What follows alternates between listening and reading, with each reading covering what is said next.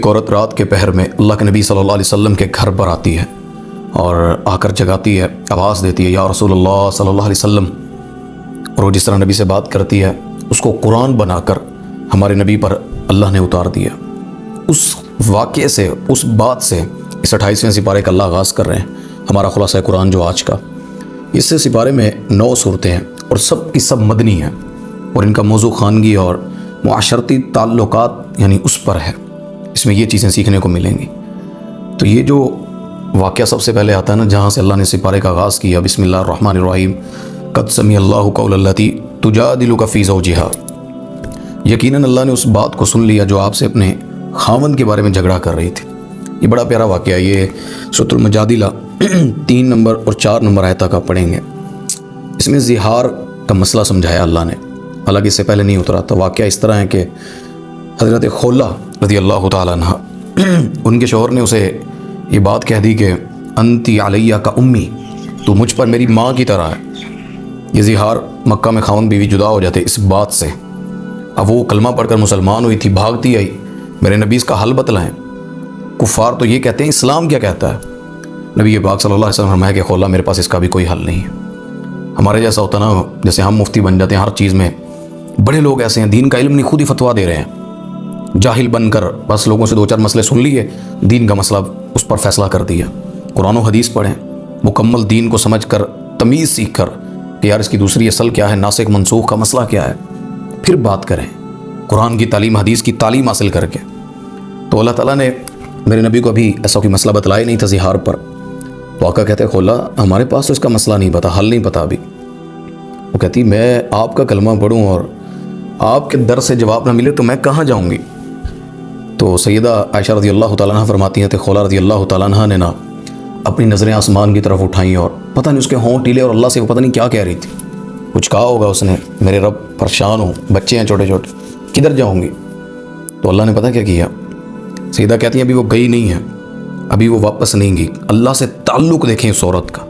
ہمارے ساتھ اللہ نہیں ہے، سارا کچھ ہے ہمارے پاس، مسجدیں اچھی ہیں، علماء بڑے ہیں، مترجم بڑے ہیں، ترجمے قرآن کے انگلش اردو فارسی، من پسند خطیب ہیں۔ اللہ نہیں ہے ہمارے پاس۔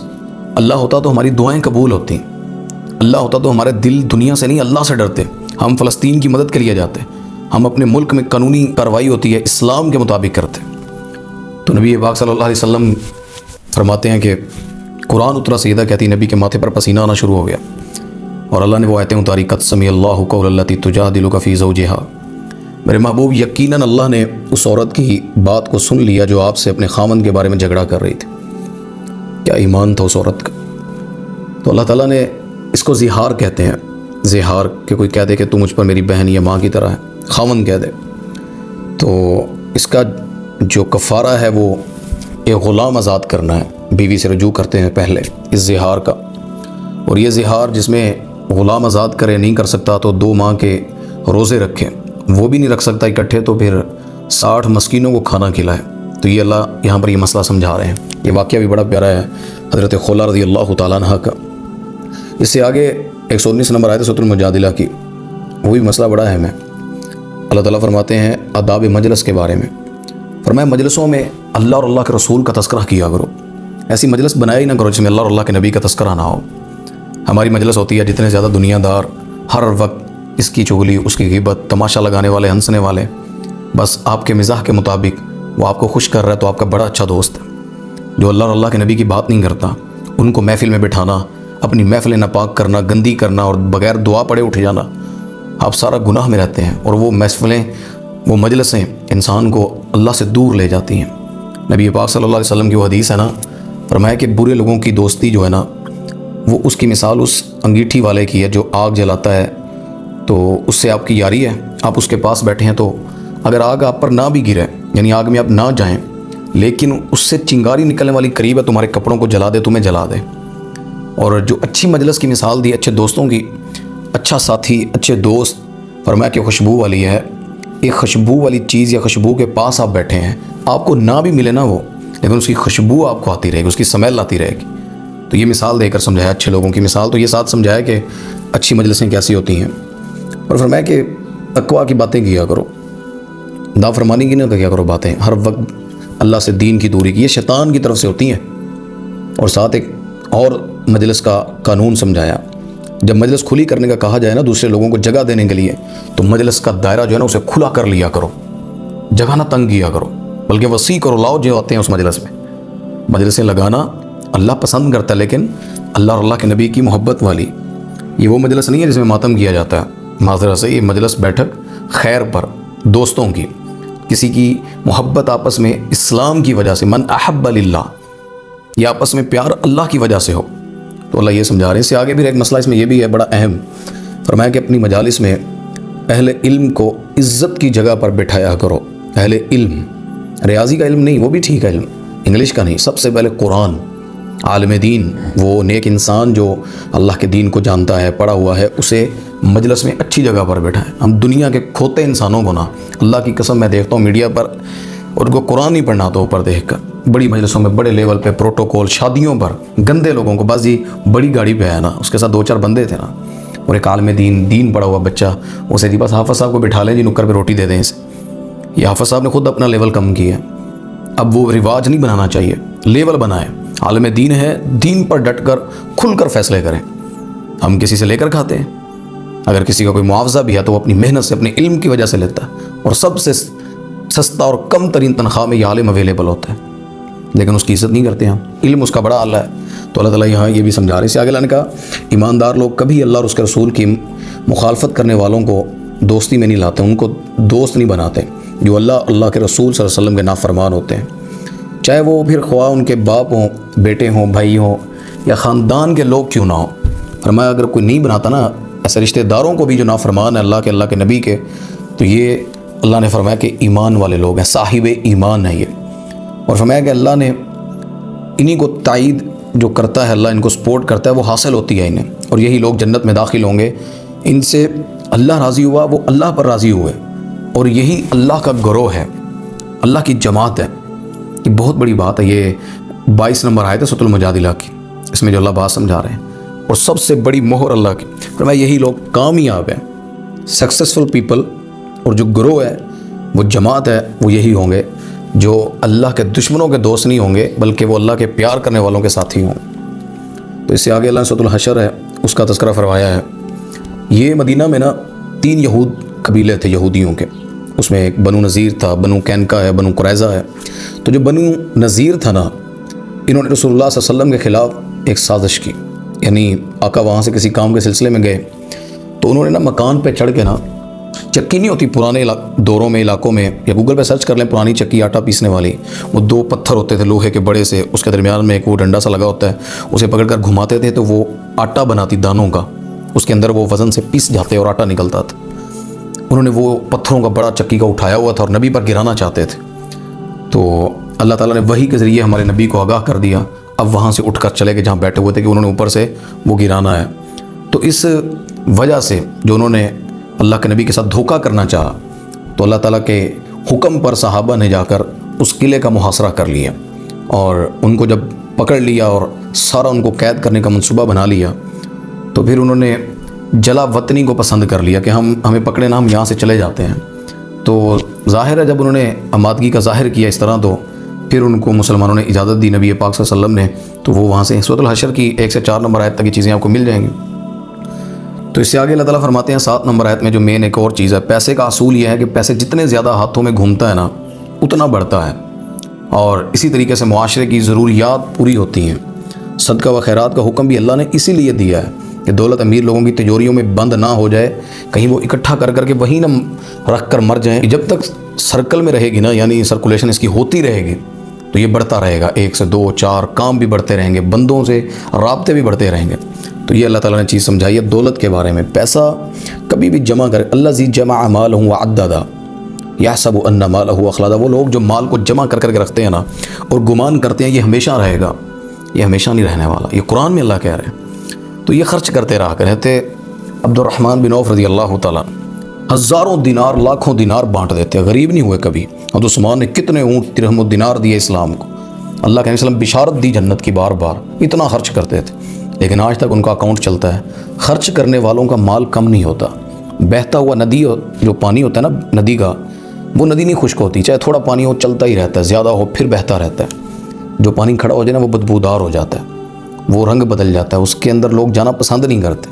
اس لیے مال کو بھی چلاتے رہیں، لگاتے رہیں، آپ کا مال بڑھتا رہے گا، لوگوں میں کام بڑھتا رہے گا، صدقے خیرات بڑھتے رہیں گے۔